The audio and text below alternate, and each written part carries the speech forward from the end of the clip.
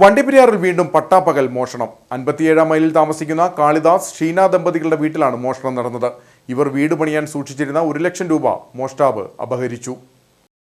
വണ്ടിപ്പെരിയാറിൽ ഒരു ചെറിയ ഇടവേളയ്ക്ക് ശേഷം വീണ്ടും മോഷണം പതിവായിരിക്കുകയാണ്.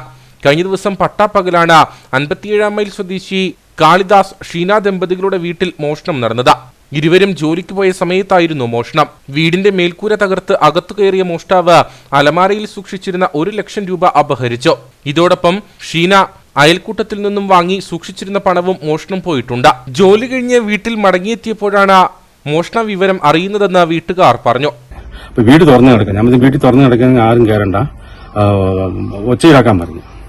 ഒച്ച ഉണ്ടാക്കി വിളിച്ചപ്പോൾ മുകളിൽ നിന്ന് എൻ്റെ അളിയനൊക്കെ ഓടി വന്നപ്പോൾ ഞാൻ തന്നെ അവിടെ ആ വീട്ടിൽ കയറണ്ട, ഞാൻ പെട്ടെന്ന് വരാമെന്ന് പറഞ്ഞു. അരമണിക്കൂർ കൊണ്ട് ഞാൻ വന്നു പാർട്ടിയിലേക്ക് അറിയിച്ചു, പോലീസ് സ്റ്റേഷനിൽ അറിയിച്ചിട്ട് വന്നപ്പോൾ വീട്ടിൽ വന്ന് നോക്കുമ്പോൾ 3 അലമാരി തുറന്നു കിടക്കുന്നു.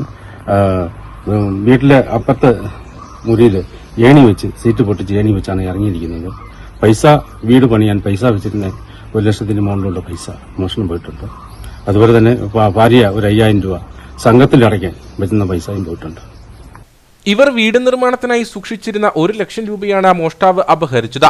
സംഭവം വണ്ടിപ്പെരിയാർ പോലീസിൽ അറിയിച്ചതോടെ ഡോഗ് സ്ക്വാഡും വിരലടയാള വിദഗ്ധരും സ്ഥലത്തെത്തി പരിശോധന നടത്തി. മോഷണത്തിനായി ഉപയോഗിച്ച ചില വസ്തുക്കൾ സമീപത്തു നിന്നും കണ്ടെത്തിയിട്ടുണ്ട്.